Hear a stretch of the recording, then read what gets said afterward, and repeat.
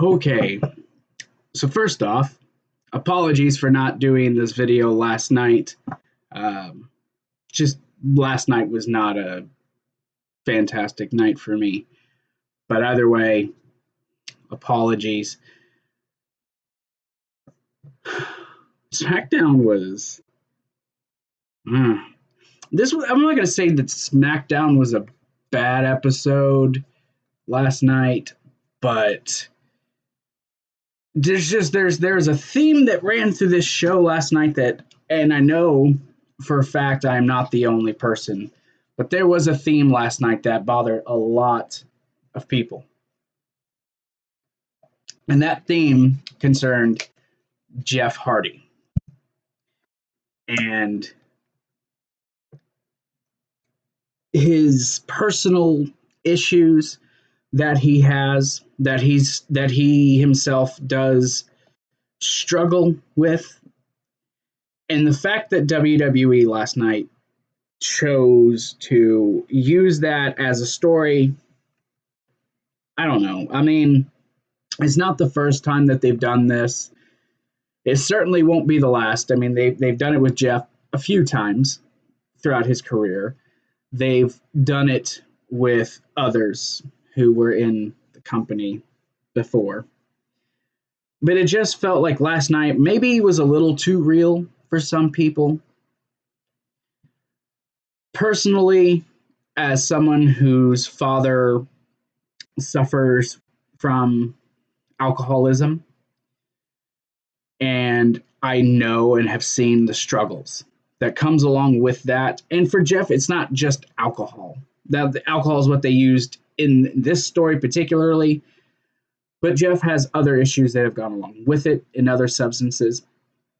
But just alcohol itself, it was just concerning. And it felt a little too real for myself personally. Now, I understand the story and I see where they went with it by the end of the show.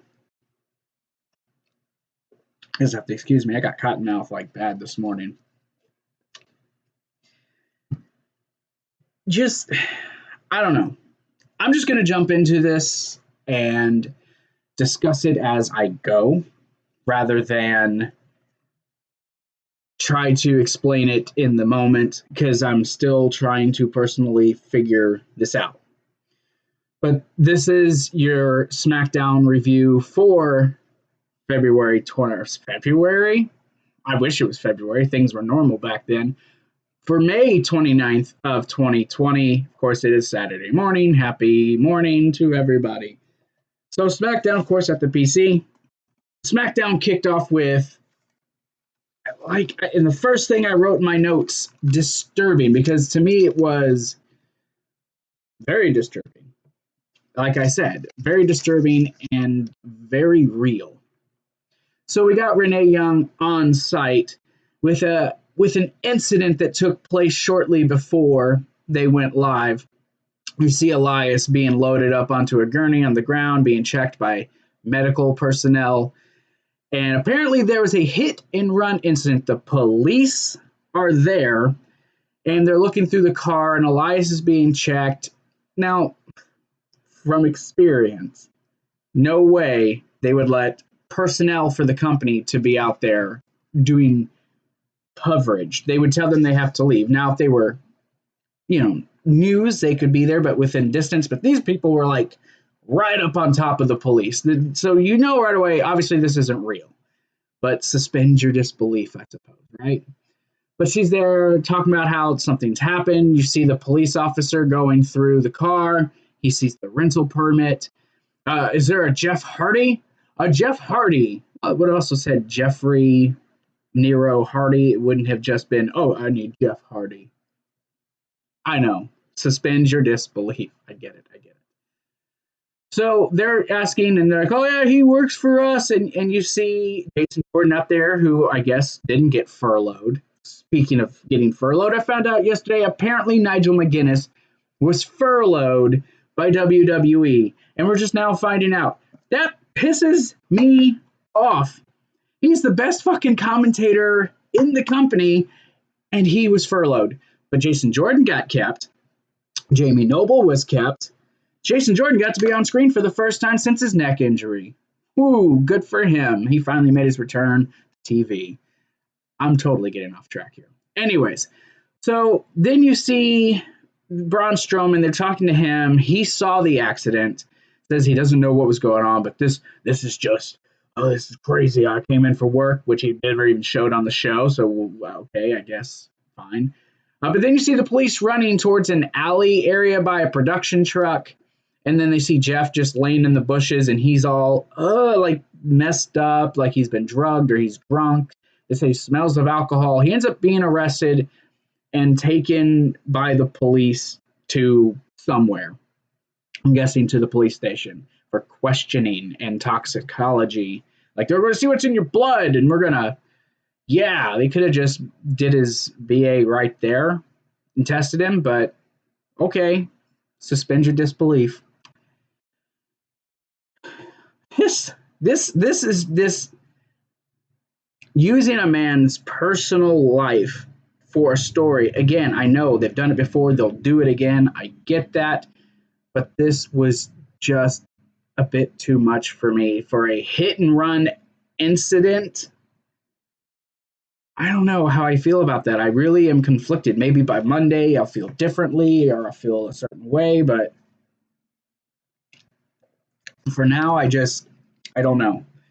But this isn't the last time we'll see Jeff Hardy. We'll see him before the night is over. So then we see Adam Pearce. He's in the back with some of the wrestlers. He's telling everyone, hey, Jeff was arrested. Elias is hurt, but it's nothing serious. We see Drew Gulak is there. Good to know that he resigned. Sheamus is calling him a junkie. He said, this is like his, sixth time. He basically says that both Elias and Jeff Hardy are not there to compete.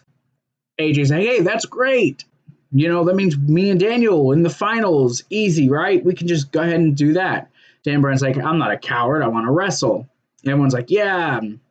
Sheamus ends up agreeing. Like, yeah, hey, I'd like another shot.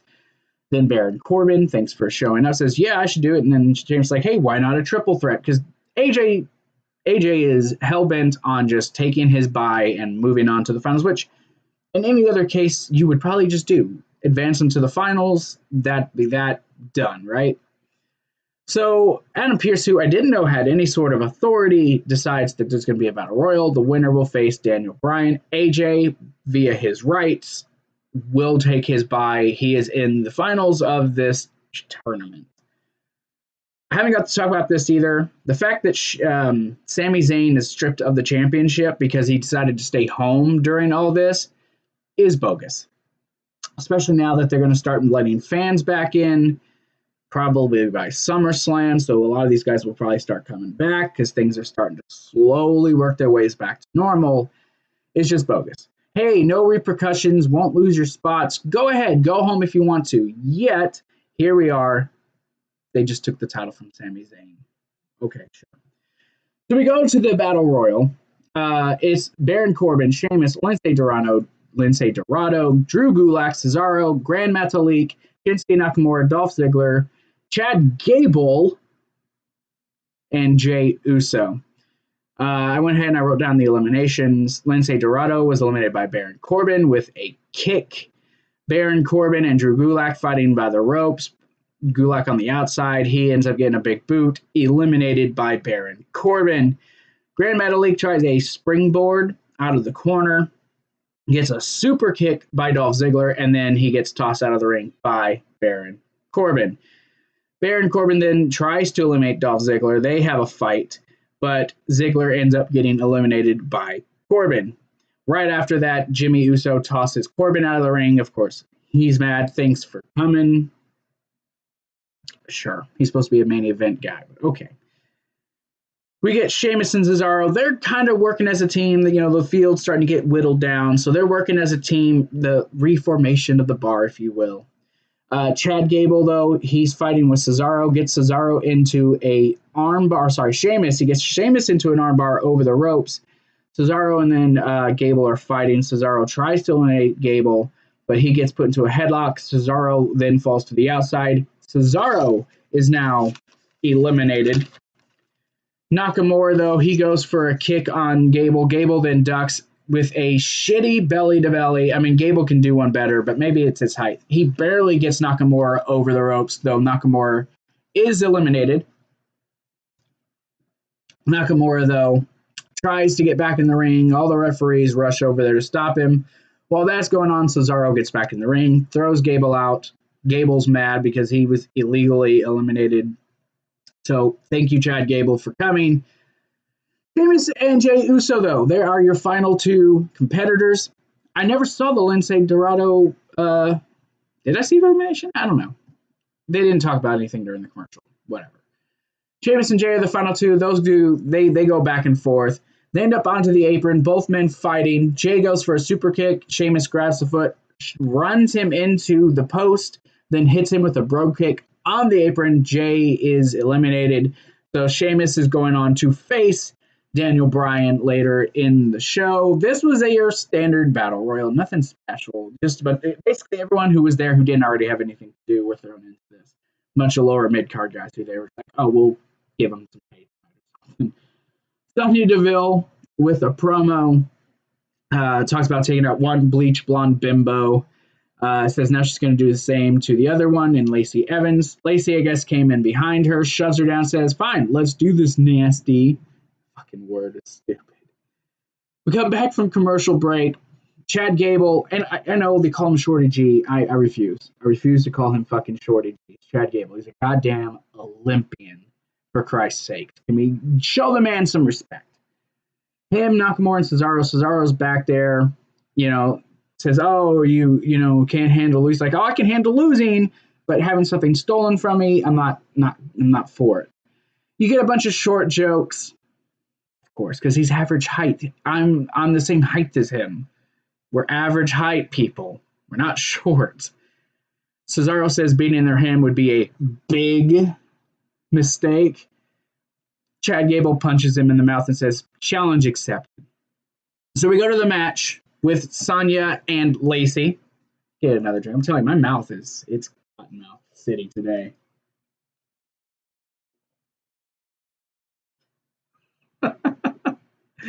My girlfriend's behind me watching me. She likes it, though. She likes listening in. She'll be in videos eventually, whenever she's ready. So Lacey starts the match out talking trash, talks about, oh, I was an amateur wrestler. I'm a blonde. Kept bringing up the whole blonde thing. Like, what is this whole blonde thing? I know a lot of people, JD from NY particularly, talking about if you're not blonde with big boobs and an ass, they're not going to push you. Let's not talk about JD. But the fact that they're really putting an emphasis on anti-blonde Semitism here lately, okay, it's just weird. Convenient, I suppose. I know they're listening to the YWC. I know they listen to what people in this platform say. I get that. Anyways, so Lacey, she gets down in the start position for an amateur match. They kind of go back. Both have an amateur background, an amateur style. So very good. They get up, they pull their hair up, they tighten it, and then they just go back and forth. Some nice stiff shots. Lacey at one point tells Sonya that Mandy will always be better than her. Sonya straight up decks her in the fucking mouth. Then mocks Lacey, works her over. They end up going to the outside with a gator roll by Lacey Evans. They fight to the outside. Both ladies are eventually counted out. Lacey then kind of tosses Sonya into the corner of the announce table. Sonya just kind of lays there. Lacey's back in the ring, calling her back in. Lacey gets on the headset and says that she will do this on her terms. The match was okay. Honestly, the match was okay. I think it was just to build a rivalry for Sonya until her and Mandy decide to have another fight, I suppose. It wasn't, like I said, it wasn't a bad match, but I did see more out of Lacey Evans in this match than I think I've seen in other previous matches. So maybe her and Sonya will be good dance partners. They'll be pretty good together in the ring. We move on to a Forgotten Sons promo, the third one in a row. Wesley Blake then is the one who talks this time.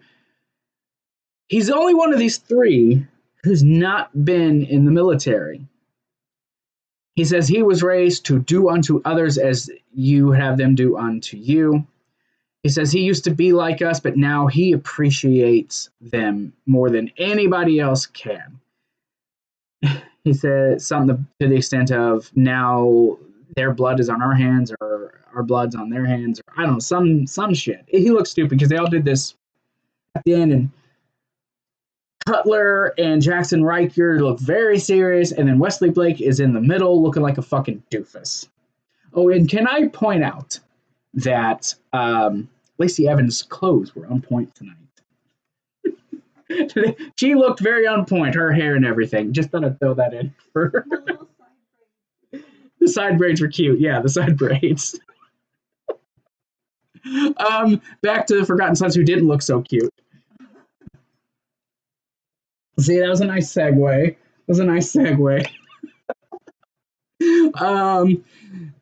I don't know. I'm prior military. You can't tell by looking at my fat ass now. But the fact that he looks such a doofus, and he had like this smirk on his face the whole promo.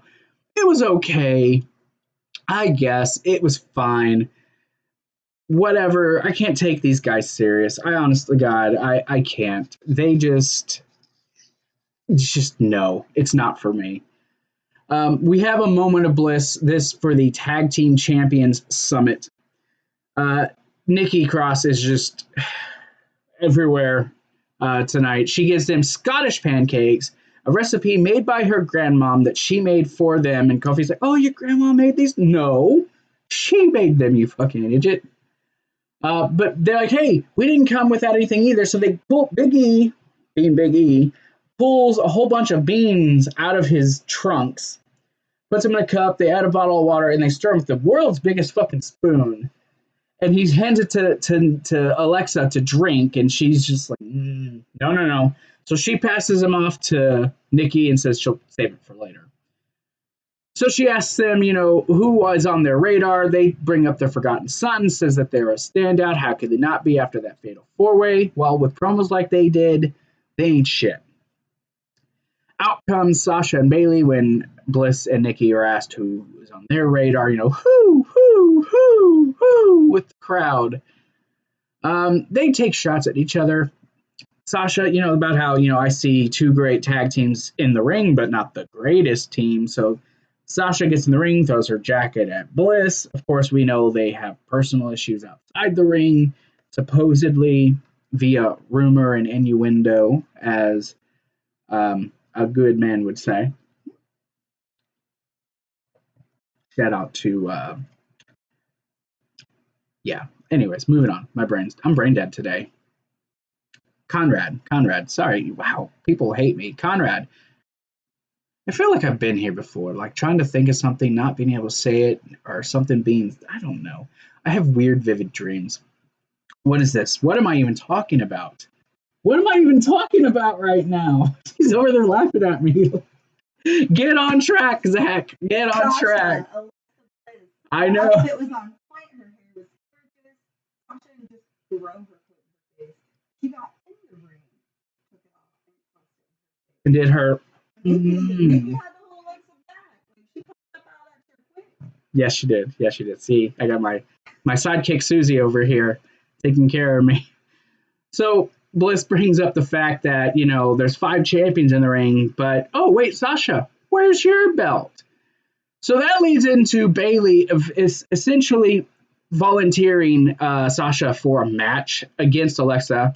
Alexa then kicking Sasha in the face and her rolling out. So when we come back from commercial, we get Bliss and Sasha one-on-one. I had some nice back and forth, but I'm not going to lie to you. I did not pay attention most of the time to what was going on in this ring because I was so entranced in listening to. He did.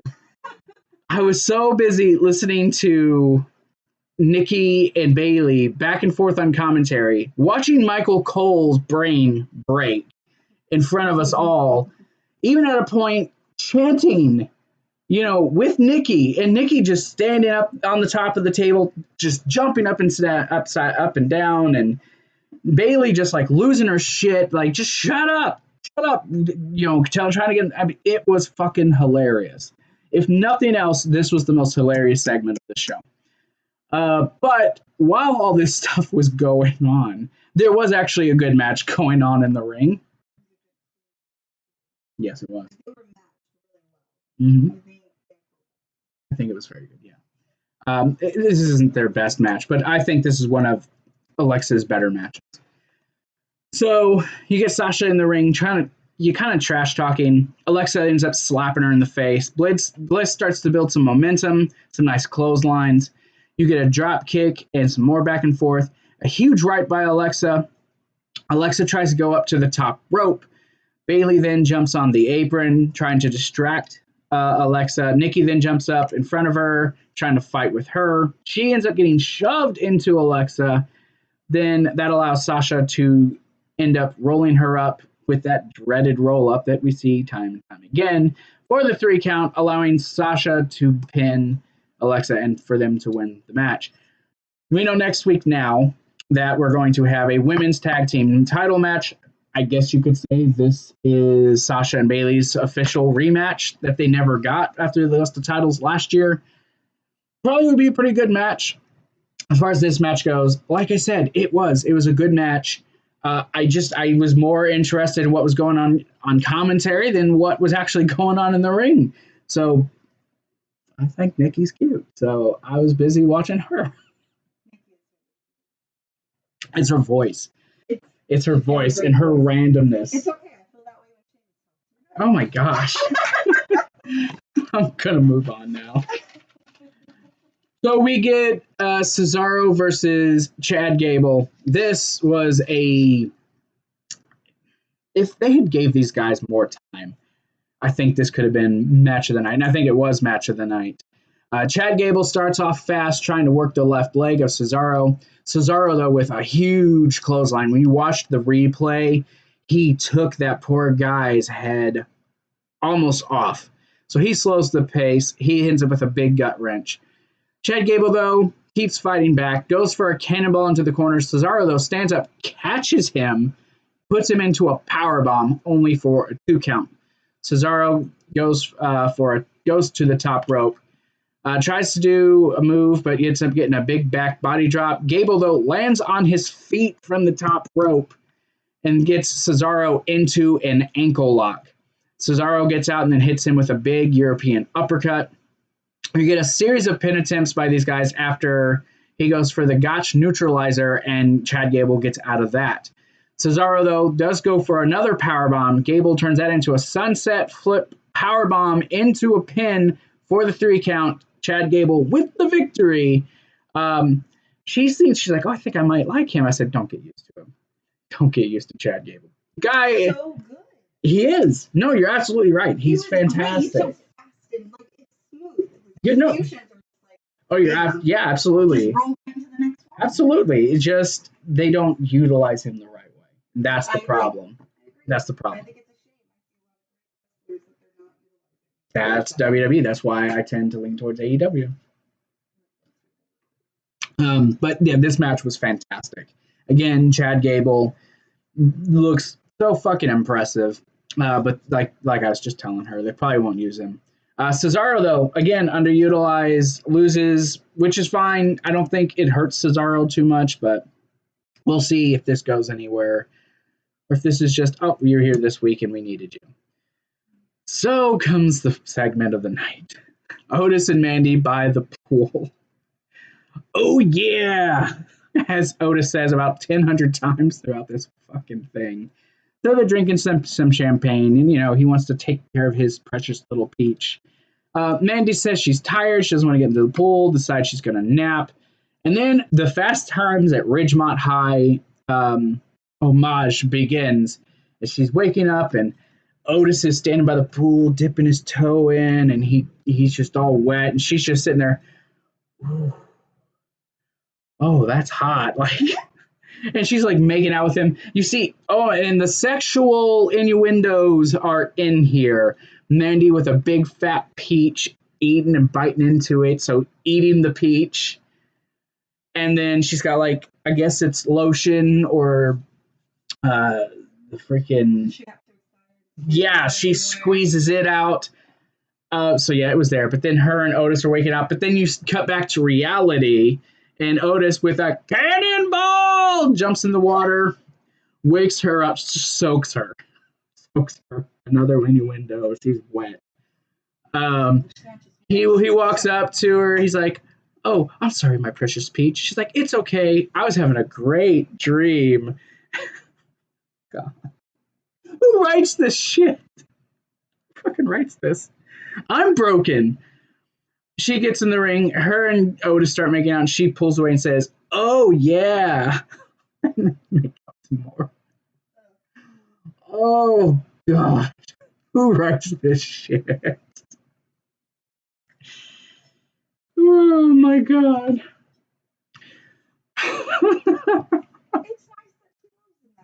Oh my god, it's so not real. So we're supposed to see these two have a vacation, and I guess WWE has the ability to go into the mind of a person and see their dreams. I mean, from a kayfabe perception or perspective, how are we seeing what's going on in her dream?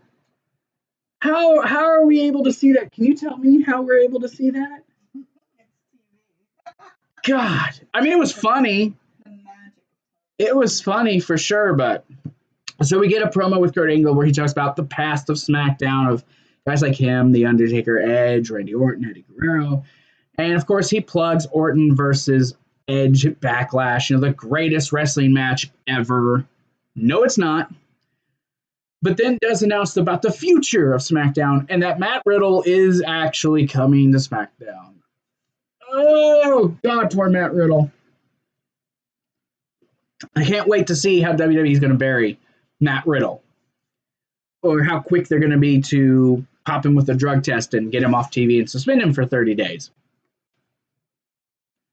I'm going to be honest. I'm not a fan of Matt Riddle coming to SmackDown. I'm going to be real. I'm not a fan of this, and I do not look forward to that happening.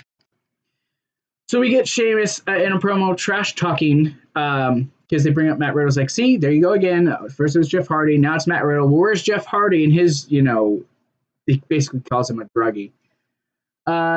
Says that, but he is looking forward to bro kicking Daniel Bryan one more time and becoming Intercontinental Champion and becoming the Ultimate Grand Slam Champion.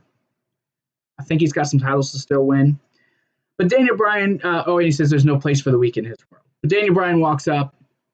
Sheamus pokes him in the chest, as if you asked him if he had something to say. Daniel Bryan just kicks him in the shin and walks away. And he calls him a bloody bastard. That was funny. But it is main event time. This was a fantastic match. Sheamus win with the right person can do really well. Of course, it's Daniel fucking Bryan. Daniel Bryan could have had the easy road. Daniel Bryan could have decided to take his bye, but he didn't. So we're getting Daniel Bryan against Sheamus. Great back and forth. Sheamus used his strength, but Bryan does try to battle back. You get Sheamus with some big elbows. He gets, Daniel on the mat, and he's just grounding and pounding, just hitting him in the head. Sheamus throws Bryan into the barricade and knocks him with some yes chants. Some more trash talk by Sheamus saying, I created the yes movement. 18 seconds at WrestleMania. You should thank me. Bryan, it pumps up Bryan, so he starts hitting him with some strikes.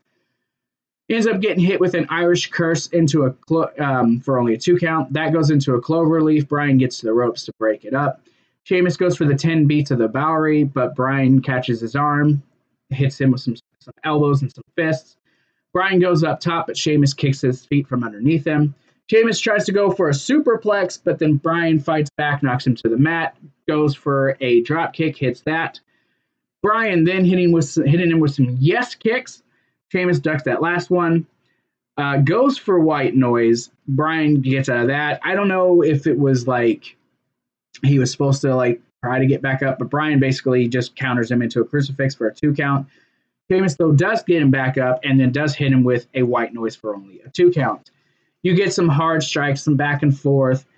Sheamus, though, finally setting up for the brogue kick. Out comes Jeff Hardy, the guy who was literally just arrested not even 2 hours ago.